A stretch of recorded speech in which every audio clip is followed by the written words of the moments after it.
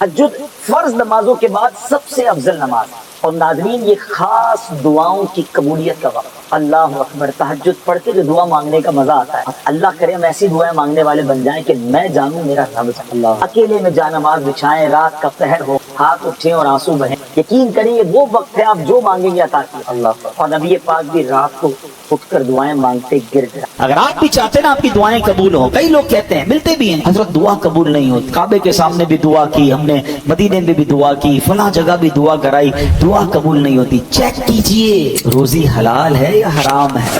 میں آج آپ کو ایک ایسی روایت سنانے جا رہا ہوں کہ جب بھی پڑھتے ہیں نا یا اس کو سنتے ہیں، کہتے ہیں نا وہ رونگٹے کھڑے ہو جاتے ہیں۔ یہ تورات شریف میں روایت کہ اللہ پاک ارشاد فرماتا ہے، اے میرے بندے کیا تجھے مجھ سے حیا نہیں کہ تو راستے میں چل رہا ہوتا ہے، تیرے پاس اپنے کسی بھائی کا خط آتا ہے تو راستے سے ہٹ جاتا ہے، بیٹھ کر اس کے ایک ایک حرف کو غور سے پڑھتا، یہاں تک کہ اس کا کوئی لفظ نہیں چھوڑتا، جبکہ میری کتاب میں نے تیری طرف نازل کی۔ دیکھ اس میں تیرے لیے کتنی تفصیل ہے، میں نے کتنی بار تجھے سمجھایا تاکہ تو اس میں غور کرے، پھر بھی تو اس سے منہ پھیرتا ہے۔ کیا میرا مرتبہ تیرے نزدیک تیرے بھائیوں سے بھی؟ اب آج کے دور میں ذرا سمجھیے گا، آج پڑھ رہے ہو، ابھی مسجد میں ہمارے موبائل پر میسج آیا، میسج آنے کی ٹیون آئے، بیل بجے، واٹس ایپ آیا ہے، پتہ چل گیا ہے، اب دل میں خیال آنا شروع ہوگا، پتہ نہیں کس کا ہوگا، کیا لکھا ہوگا، کیا پیغام ہوگا، جلدی سے موبائل نکالو، چیک کرو، مس نہ ہو جائے۔ کال آئی ہے،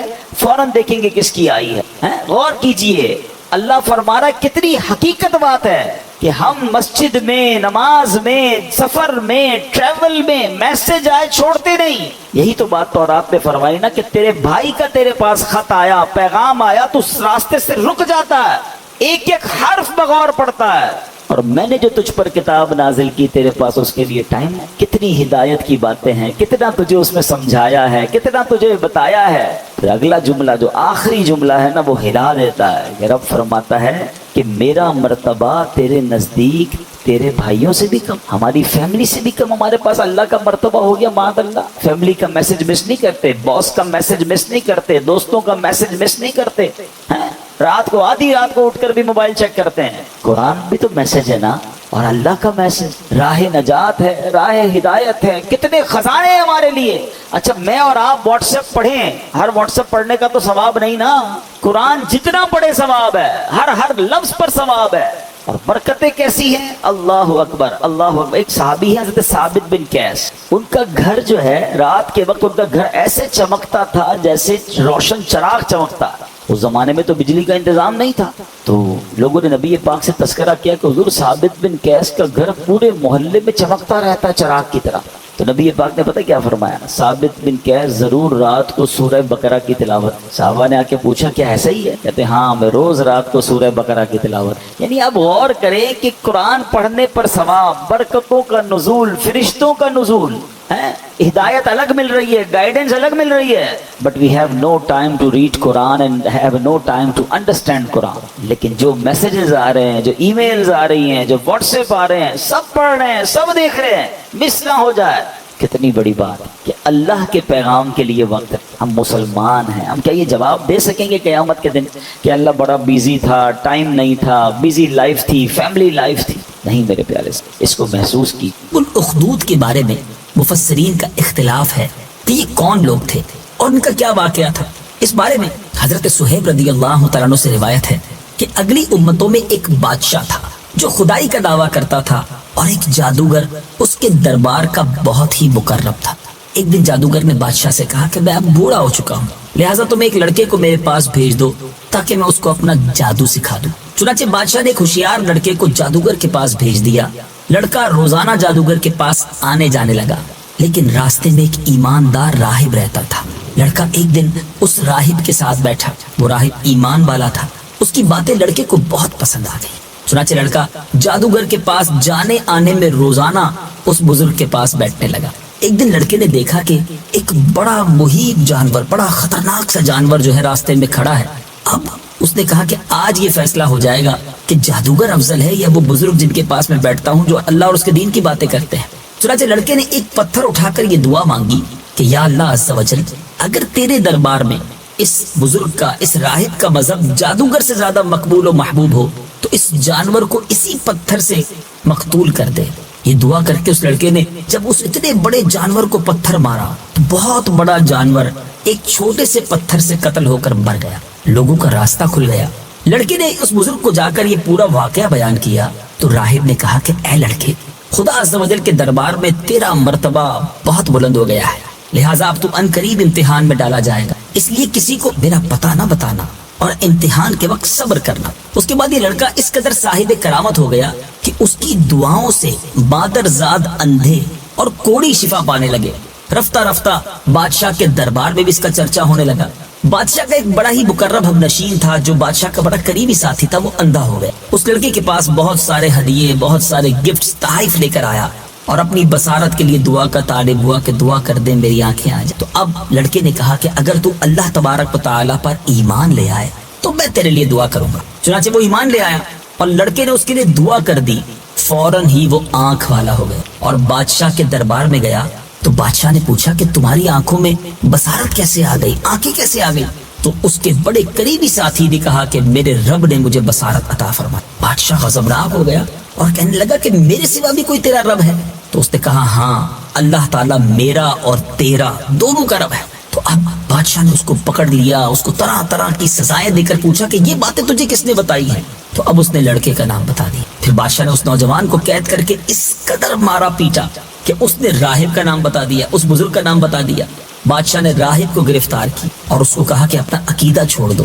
اس بزرگ نے، اس راہب نے صاف صاف کہہ دیا کہ میں اپنے عقیدے پر آخری دم تک قائم رہوں گا، ایمان سے منہ نہیں موڑوں۔ یہ سن کر بادشاہ آگ بگولا ہو گیا، بڑا غصے میں آیا۔ اس نے راہب کے سر پر آرا چلوا کر 2 ٹکڑے کر دیے، یعنی اس کو یوں سمجھیے بلیڈ کے ذریعے 2 ٹکڑے کر دیا گیا۔ اس کے بعد بادشاہ نے اپنے مقرب ہم نشین کے سر پر، اپنے بڑے قریبی ساتھی کے اوپر بھی جو اللہ پر ایمان لایا تھا اس بنا پر، اس پر بھی آرا چلوا دیا، اس کے بھی 2 ٹکڑے۔ اب لڑکے کو، اس نوجوان کو سپاہیوں کے سپرد کیا اور حکم دیا کہ اس کو پہاڑ کی چوٹی پر لے جاؤ اور اوپر سے دھکا دے دو۔ اب اس لڑکے کو جب پہاڑ پر لے جایا گیا تو وہاں اس نے دعا مانگی، ایک زلزلہ آیا اور بادشاہ کے سپاہی زلزلے کے جھٹکوں سے ہلاک ہو گئے اور لڑکا سلامتی کے ساتھ پھر بادشاہ کے سامنے آ کر کھڑا ہو گیا۔ پھر بادشاہ نے غیظ و غضب میں بھر کر حکم دیا کہ اس لڑکے کو کشتی پر بٹھا کر سمندر میں لے جاؤ اور سمندر کی گہرائی میں لے جا کر اس کو سمندر میں پھینک دو۔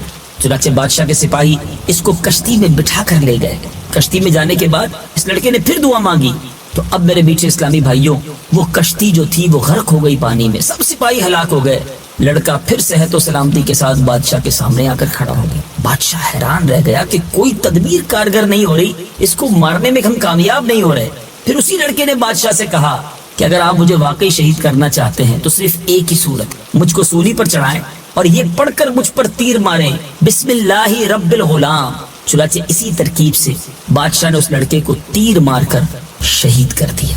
کہتے ہیں نا، اللہ والوں کی موت بھی نرالی ہوتی ہے۔ یہ منظر دیکھ کر ہزاروں کے مجمع نے بلند آواز سے یہ اعلان کرنا شروع کر دیا کہ ہم اس لڑکے کے رب پر ایمان لا۔ ایک طرف تو ایمان لانے پر شہید کیا جا رہا ہے، آروں سے چیرا جا رہا ہے، مگر اس موت کو دیکھ کر، اس شان کو دیکھ کر اب ہزاروں کا مجمع رب پر ایمان لے آیا۔ اب بادشاہ غصے میں بوکھرا گیا، اس نے ایک بہت بڑا گڑھا کھدوایا اور اس میں آگ جلوائی۔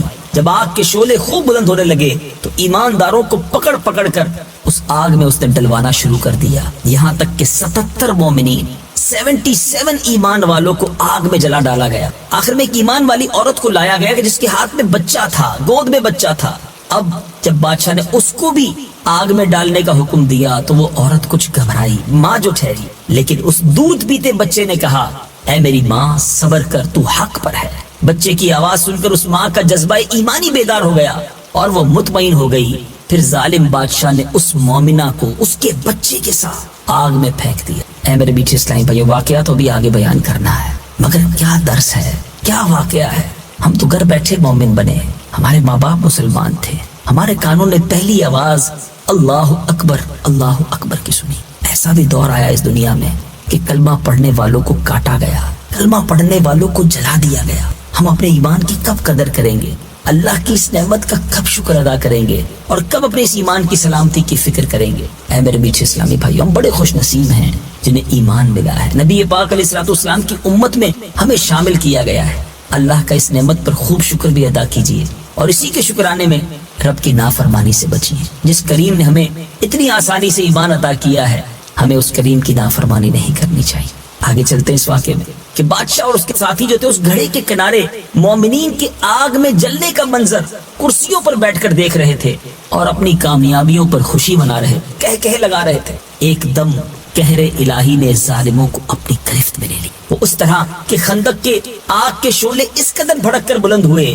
کہ بادشاہ اور اس کے ساتھیوں کو بھی آگ کی لپیٹ میں لے لیا، اور سب کے سب لمحہ بھر میں جل کر راکھ ہو گئے، اور باقی تمام دوسرے مومنین کو اللہ تعالیٰ نے ان کفار اور ظالموں کے شرور سے بچا لی۔ میٹھے اسلامی بھائیوں، اس واقعے سے کیا سبق ملا؟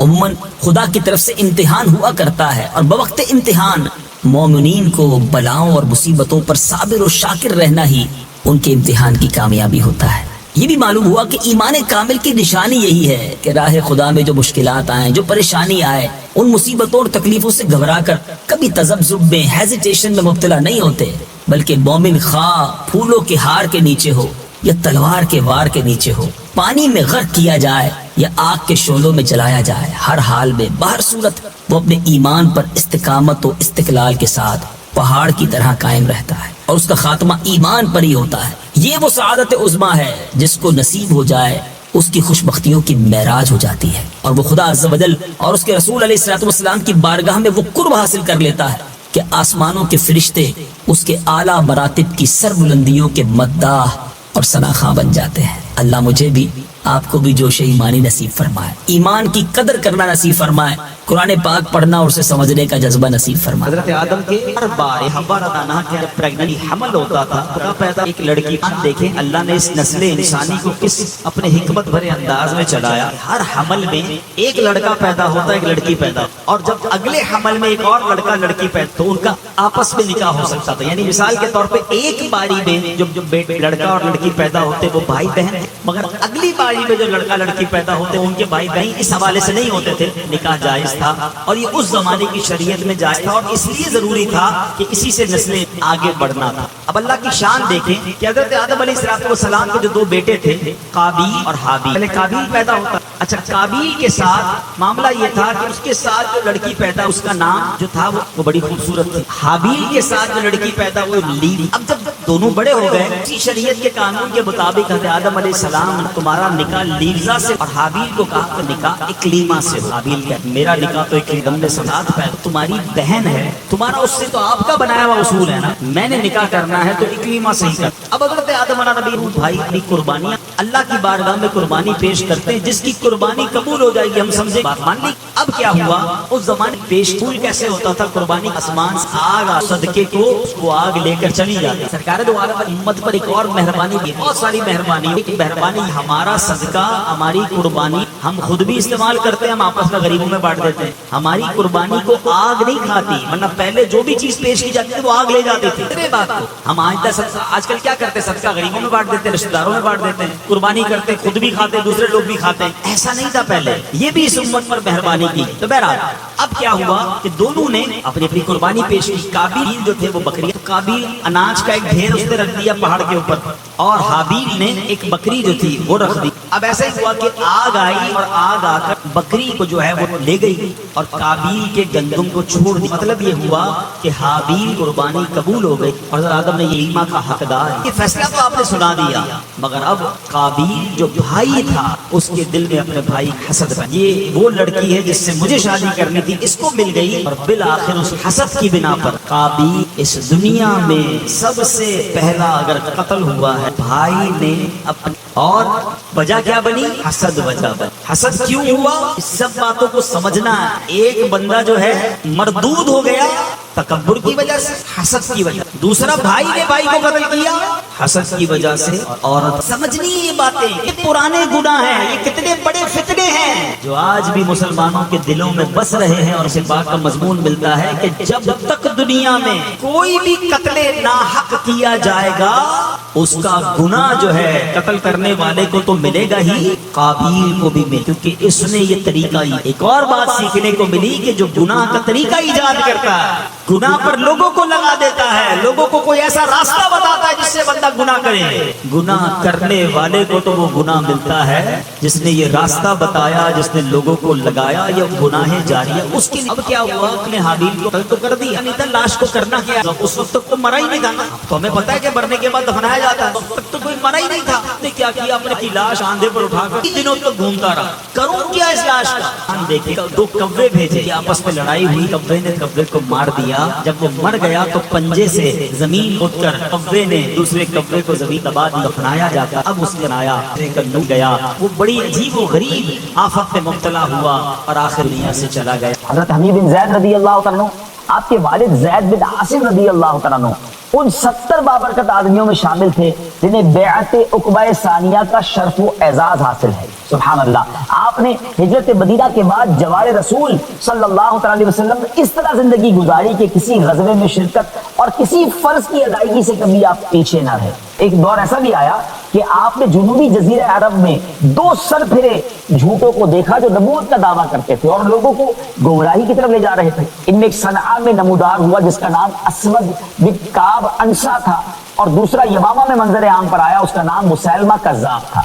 इन दोनों कज़्ज़ाबों ने अपने अपने कबीले में लोगों को इन मोमिनीन के खिलाफ उकसाना और भड़काना शुरू कर दिया, जिन्होंने अल्लाह रसूल अज़्ज़ा वजल सल्लल्लाहु अलैहि वसल्लम की दावत पर लब्बैक कहा था। उन्होंने लोगों को ये कहकर बरगलाना शुरू किया कि वो इन इलाकों में माअज़ अल्लाह सरकार दो आलम अलैहिस्सलाम के नुमाइंदे हैं, बल्कि उनसे भी आगे बढ़ गए और खुद नबूवत के झूठे दावेदार बन गए और लोगों को गुमराह करने लगे। अचानक एक रोज मुसैलमा की तरफ भेजा हुआ एक नुमाइंदा नबी पाक अलैहिस्सलाम के पास आया, जो मुसैलमा का एक खत लेकर आया था, और उसने इस तरह खत में मुखातब किया, मुसैलमा रसूलुल्लाह की तरफ से मुहम्मद रसूलुल्लाह सल्लल्लाहु अलैहि वसल्लम की तरफ तुम पर सलामती हो।